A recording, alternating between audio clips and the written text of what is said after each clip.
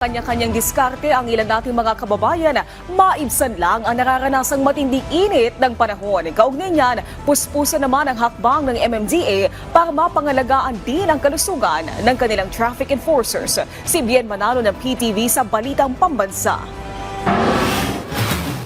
Pumalo sa 42 degrees Celsius ang heat index sa Metro Manila kahapon. Ibig sabihin, nasa danger level yan kung saan pwedeng makaranas ng heat cramps, heat exhaustion at posibleng heat stroke. Dahil sa init ng panahon, ilang lugar pa ang nagkansela ng klase ngayong araw. Isa sa lubhang apektado ng extreme heat ang mga motorcycle taxi driver. Kanya-kanyang diskarte ang mga rider para maibsan ang sobrang init ng panahon. Sumisilong kami sa mga puno, sa mga lilim, mga ganun. Tapos nag-hydrate kami, may dala kaming tubig. Kapag walang booking, yan, sa ilalim ng puno, diyan kami tumatambay. Maging ang mga traffic enforcer, hindi rin ligtas sa init sa lansangan. Uminom lang po ako ng tubig, sumisilong po ako para maiwasan po yung heat stroke. Ang senior citizen at mahigit 4 na dekada ng traffic enforcer na si Mang Danilo, pag-inom din ng maraming tubig ang ginagawa para iwas sa heat stroke. Inom tayo ng tubig, marami para hindi tayo ma-stroke.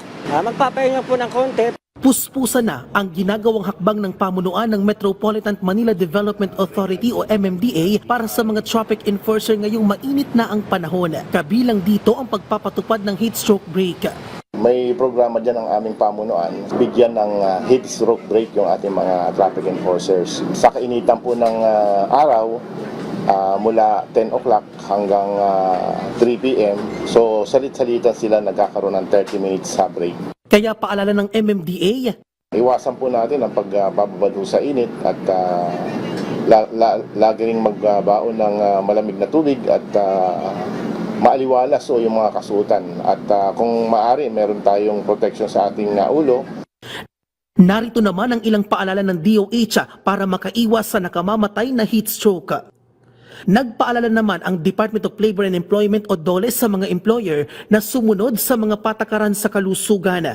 Ito'y para maiwasan ang heat stress at iba pang epekto ng matinding init ng panahon. Mula sa PTV Manila, Bien Manalo, Balitang Pambansa.